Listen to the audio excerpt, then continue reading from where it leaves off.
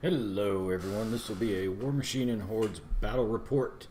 A buddy of mine decided he wanted to run the cirlce CID and asked me if he could do that. I said sure, so I have no idea what the cirlce CID is. Give me just a minute, I'm going to go over that for you.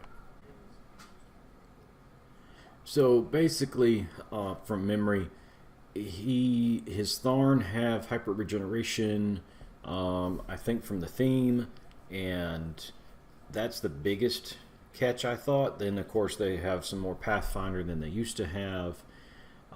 His Warcaster back there is Mornova 2, the one mounted on the goat. But he's got a solo in here that I can't remember exactly what they do, but I know they give extra boost to the to hit rolls for the models. And he's got attachments and that sort of thing. And I know it's not going to be a great report with the CID. I have a hard time keeping track of it. But he does have a good amount of Tharn medium infantry. He's got one unit of the witches in ambush. One's out front, as you see. Give me just a second. I'll give you a breakdown on my list. So my list is just a fun list I threw together. Grim 1, Sluggers, Troll Moses, a unit of Bushwhackers, a unit of Pygmy Burrowers, a Glacier King, and then a Bomber. And that's my whole list. I'm heavily outnumbered, but I'm hoping that by forcing him to come across the table at me, I'll have a chance to do some decent amount of damage. Now, this is after the first turn, this particular photograph. The Burrowers on the left are not on the table yet. The token is where they're at the moment. This is when I found out that because of concealment, his witches had stealth, so I was trying to collapse in and protect my two beasts from the ambushers that were about to come on. Essentially, everything has moved. I put return fire on my Gargantuan and my caster on the off chance that one of those Tharns with bows actually gets a shot off on me. I can at least shoot back. And he's put Carnivore on, I believe, the back unit of Tharn that are primed black on the right-hand side of your screen, left-hand side of the table. And that was pretty much the first turn. Now going into turn 2, I fully expect his Tharn to come in off the table edge and possibly kill a good chunk of my infantry, which is why I kept my Burrowers burrowed to try to defend from that, because I don't know what side he's going to come up on. But we'll see what happens. So his turn 2, he comes in me pretty hard. His Tharn, that are actually the medium-based Tharn, didn't come in as far as I thought they would. And then both he and I then remembered that was an obstruction in the middle of the table, even though we both were there when we set up terrain. I'm sorry, I was there when I set up terrain and told him this is an obstruction in the middle of the table. He parks his caster behind that, along with one member of his archers, and then ambushes in with his unit of witches off the side, and then the other unit of witches, and his dice betray him to no end. He got off one of the blood attacks where he killed one of my models, and then it was going to do a 5-inch pie plate on everything under it for the strength of the model that he killed. Pygmy Bushwhackers are only strength 5, folks, and at armor 12 he needs 8s to kill, and the one he did get, toughed. So then he continues to come up. One theme benefit I forgot to mention before, all the tokens that are on his models that are not Fury on the War Beast are in fact corpse tokens, because due to the theme, or theme list, they all start with corpse tokens, if they can have them. So at this point, my plan for next turn is I need to kill a lot of his models. I need to get up on attrition and just kill as much as I can in an effort to basically not get tabled in the next round. So here we are after my feat turn. I moved Grim 1 up and feated to try to get as much of his stuff at lower defense as possible, because he had put up Fog of War the previous round.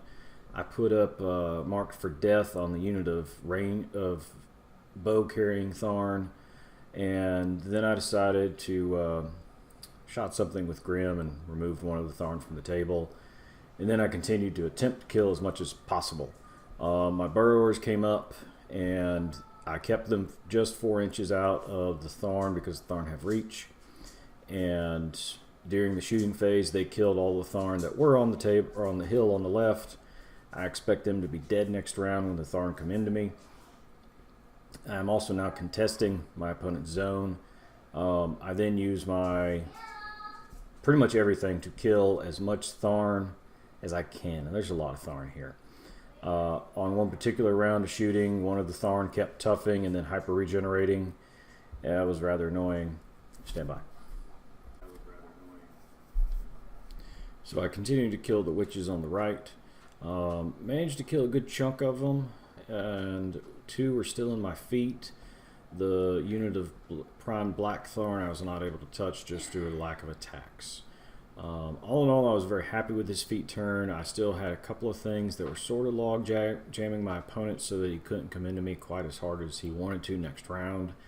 I am sitting on 5 Fury on my Gargantuan, which I hope doesn't come back to bite me in the butt in the next turn. I'm not scoring anything, but neither is my opponent.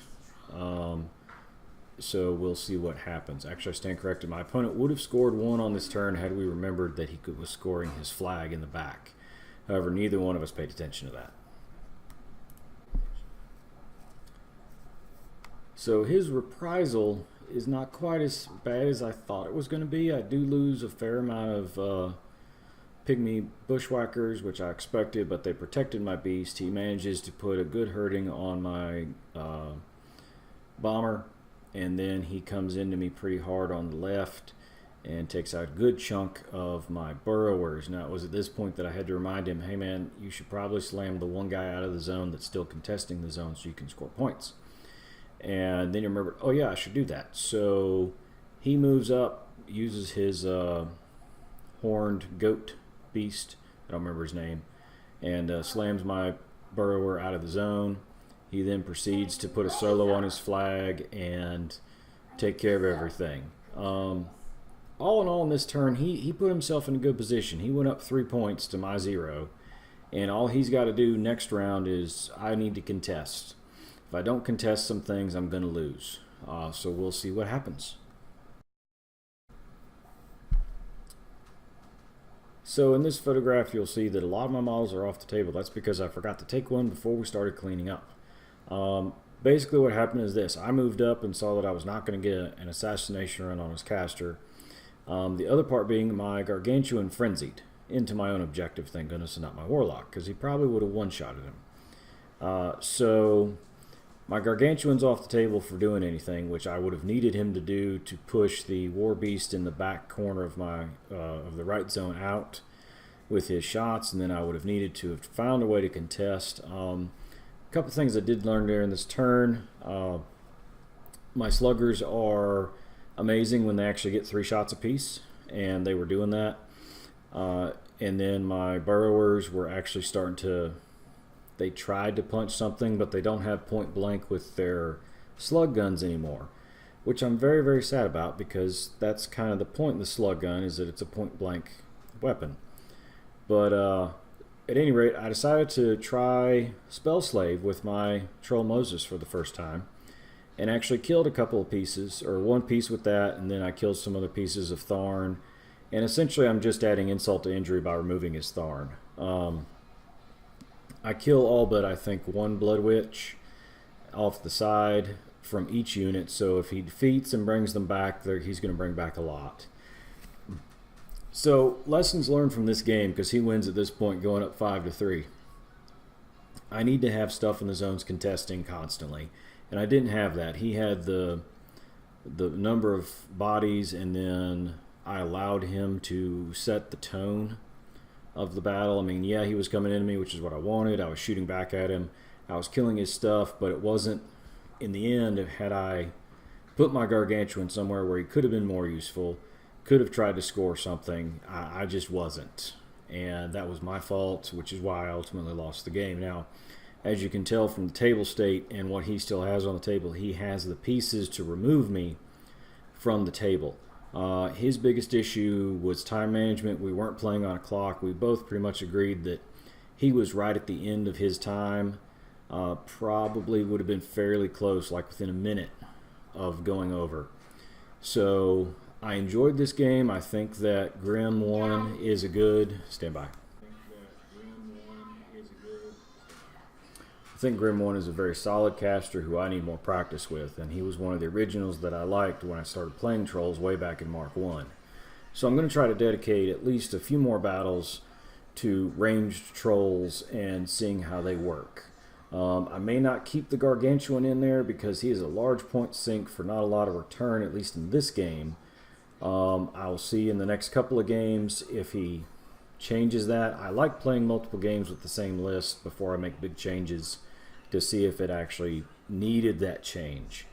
I want to get the Pygmy Lookouts because I think they'll be cool and help with ambushing, and maybe even in counter ambush of they ambush in, okay, well, I'm coming in right behind you with my own ambushers who have marked the target and I'm about to shoot everything you've got off this table. That being said, I hope y'all enjoyed the battle report. I apologize for the slight interruptions, but I am on dad duty today. If y'all have any questions, please put them in the comments down below. My thoughts on the Tharn CID at the moment are their Tharn are pretty good. They're pretty good.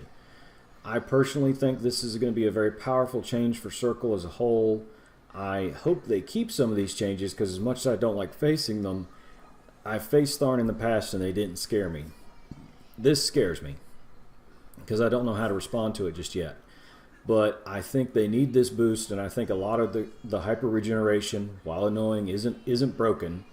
And then the ambushing and everything else that he had going on in this game, I think while cool, I don't think it's overpowered. The Harmonious Exaltation, or not Harmonious, Divine Inspiration, which essentially is Signs Importance or roll 3 dice, drop the lowest on hit and damage. For the Blood Witches all the time, that may be a little much. Making that into a feat, like a mini feat for the attachment, I think would be more balanced. But again, if you're in the Circle CID, please post up your responses in the forums. Tell them if you think something's overpowered or not. And I'll see you in the next video.